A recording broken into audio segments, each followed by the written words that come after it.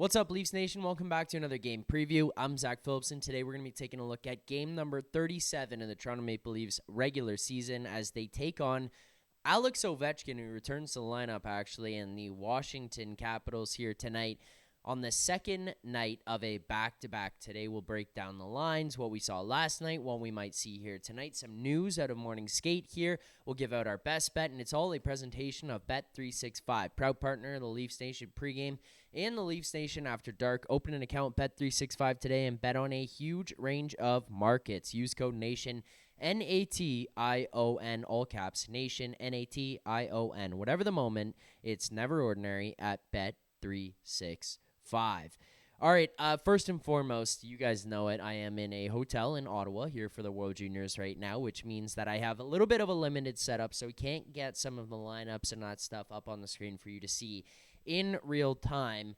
Let's go, though. I will run it down and tell you what we've got as per Daily Faceoff, which is crediting here David Alter, who has updated these ones as of last night, which I think is likely what we'll see here in today's game. Keep in mind, though, obviously, with the second night of a back-to-back, some moving parts, we could see some adjustments here where, hey, maybe this guy will slot to a different line, but the main structure will still be there. I can't imagine there will be too many major changes here tonight with what I'm seeing from the lineup to what we see ahead of the game.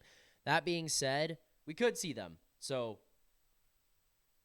bear with us. Let's start with the first line. Max Pacioretty alongside John Tavares and Mitch Marner. I think that this makes a lot of sense given the chemistry that Pacioretty and Tavares have built. Obviously, I like the way Nyes, Marner, and Matthews play together, but if you're going to look at Tavares and Pacioretty, the two of them, how they've been producing alongside each other, the chemistry, how comfortable they seem to be feeling next to one another, that makes the most sense here for me. I got no issues there. And also on top of that, Mitch Marner and John Tavares is an extremely good duo. They have proven time and time again that they're able to generate offense. They have kind of combined for some of the best seasons of either of their careers. So those two going together, I think, is no issue for me here tonight. That line as a whole, I think, has some good construction. You get the physical presence, the forechecking from Pacioretty, and then you get playmaking and goal scoring between Mitch Marner there, who scores a hat-trick last night, and John Tavares. Second line, Matthew Nyes, Pontus Holmberg, and William Nylander. Pontus Holmberg in the second, as the second line center is very just interesting to me because he's a guy who has really been underwhelming this season. We talked about in the Christmas special that we did with Hudson Rosie, underwhelming players or like players that have just been disappointing. Pontus Holmberg was a guy for me that I debated putting on that list, just not because I thought he would score 30, 40 goals this year, but because I thought he would be a little bit more productive. I thought he would continue to take steps off of what he had done previously, and it feels like he has kind of hit a wall, maybe even regressed a little bit there, which is unfortunate for Holmberg and his development and the Leafs, who need a guy like that to continue to grow and step up and get better year after year. But if he's ever going to have an opportunity to kind of elevate his game and get back in the right foot, it's with William Nylander, a guy who can just drive play, make things happen, really push the pace of things. So if you're going to play with him here, you better be ready to capitalize on opportunities he creates for you, which I anticipate Nylander to do. The other guy who's a winger on this line is Matthew Nyes, and Nyes has been taking a lot of criticism lately, especially on the After Dark show from those of you in the chat. I'm a little bit more of an Nyes apologist. I feel like he's provided enough evidence and enough body of work to suggest that he will get out of this, and what he is right now and how he's playing right now is not who he is as a whole, like in the bigger picture. This is just a rough spot. But that being said, we can't ignore the fact that he has not played well as of recent. I struggled finding the words there. He has not played that well as of recent. He has not generated. He's not producing offense. And a guy like that, obviously, I'm not demanding him to be producing offense. You'd like him to be bringing it in other areas of the game. Physicality, the forecheck, winning battles, maybe playmaking ability and some of that. And then capitalizing here and there. But it's kind of all turned down a little bit. He is not being that noticeable, and I want some more out of him. But again, I mean, to go back again, I said I'm a Nyes apologist a little bit. I think he's going to get out of this, and I'm not really concerned. I think if he plays with a guy like Nylander, here we are talking about William Nylander being a guy who could fix players and kind of break them out of things just because it doesn't matter for him who he plays with. He's going to drive play, and he's going to make stuff happen, and I feel like Nyes could capitalize on that here tonight. So that's your second line. Those are your top six. The third line that I love to see back together is Bobby McMann, Max Domi, and Nick Robertson. This third line has been excellent since McMann and Domi returned from injury there. I feel like they've been generating a lot. They are winning their minutes. They have been all over the board. I mean, they combined for another one again there last night. Nick Robertson scores with 1.3 seconds left on the clock. Like, This line has an identity. They are fast, they are skilled, but they are also not afraid of anything. Even Nick Robertson is finishing every single check right now, which you gotta love, you gotta appreciate from a guy like that. Fourth line, which opened the scoring last night for the Leafs, Steven Lorenz, David Kampf, Connor Dewar. That fourth line, I called them vanilla before the game yesterday. I hope that what we saw yesterday from them is more who they can be long term, because they were creating offense, they were winning battles, they won that. They scored very early on there, opened the scoring for the team. David Kamp's 500th game, but it didn't stop there. They were able to continue on after that. It wasn't anything that jumps off the page to you, but it was certainly worth noting how they had been kind of driving some of their minutes against Detroit's, which I thought was a positive for the team. If you have a bottom six guys winning their minutes, then you're in a much better position. Deep pairings here, as we have currently listed: Riley, Myers, McCabe, Tanev, Ekman Larson, Benoit. I mean, I wouldn't be surprised if these change.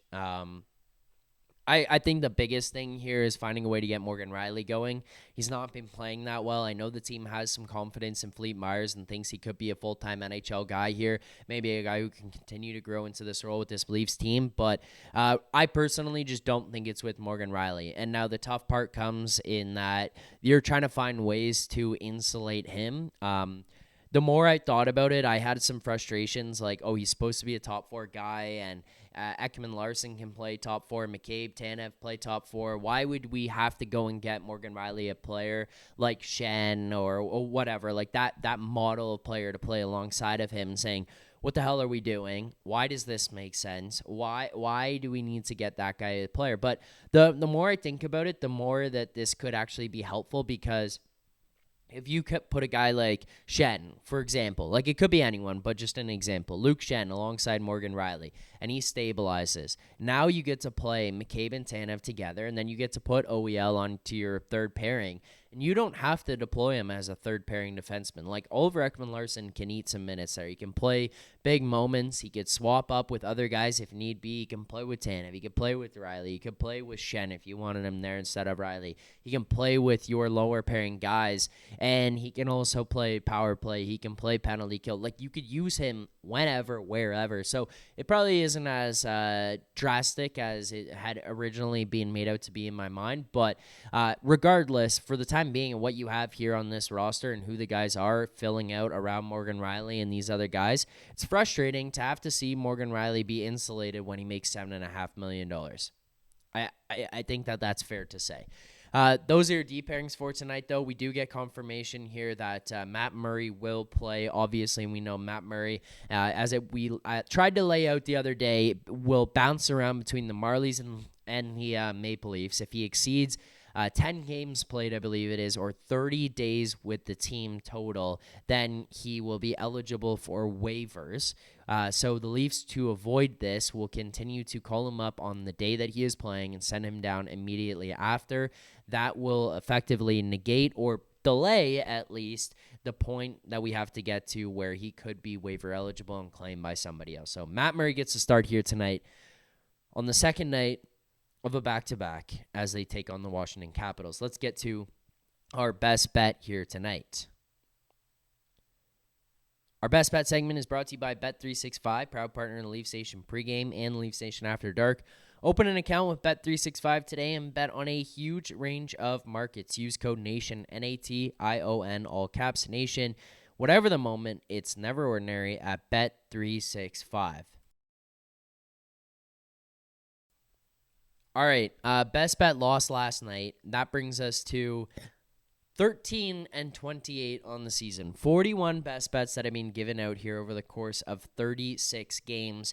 Game 37 here tonight, and I'm going back to the basics. I tried to get fancy last night, honestly. I was looking at it, and I was like, yeah,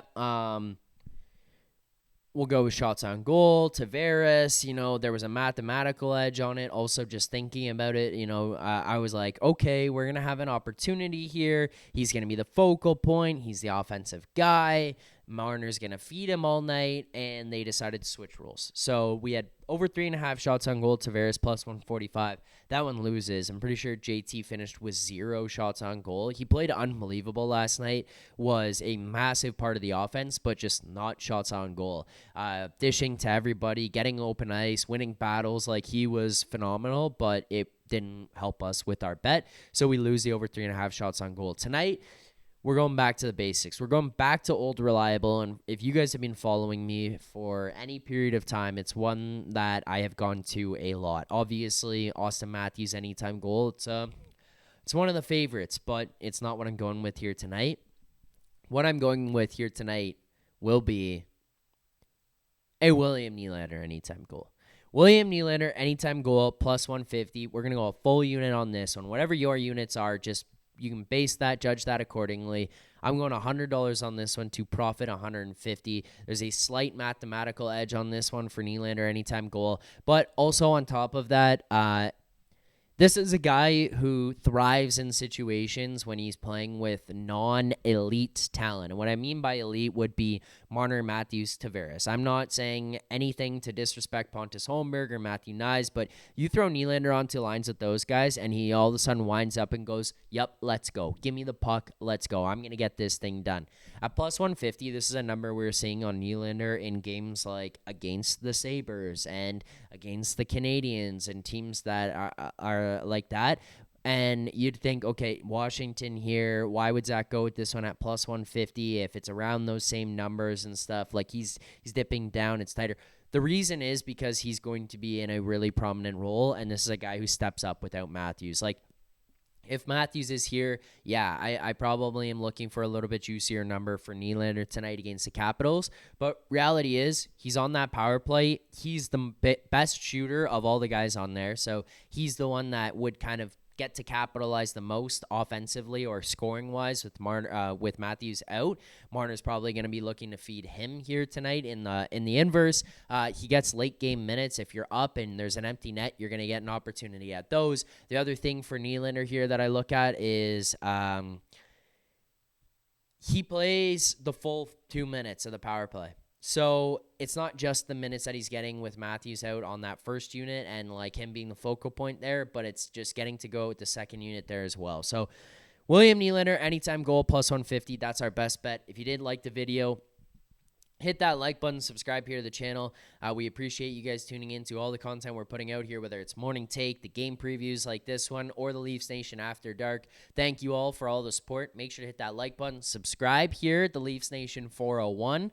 I will be back for another post-game live stream tonight following the game against the Washington Capitals around 9:45. After this video is over and this thing is uploaded, I'm going to get myself on over to watch the U.S. World Junior Hockey Team. Make sure to tune into that one on TV. But until then and until later, following the Capitals game, I'm pumped about this one tonight. The Leafs started that one off against the Red Wings on the right foot, which is not something they normally do coming out of holidays. So I feel maybe a little bit different about this group.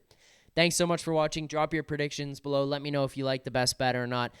We will see you all for another edition of Leafs Nation After Dark following the game tonight. Until then, keep believing. For more content just like this, including game previews, post-game live shows, Leafs Morning Take, Monday through Friday with Nick Alberga and Jay Rosehill with special guests, as well as instant reaction videos. Make sure to be subscribed here to the Leafs Nation YouTube channel. Turn on notifications so you don't miss anything, and drop a like.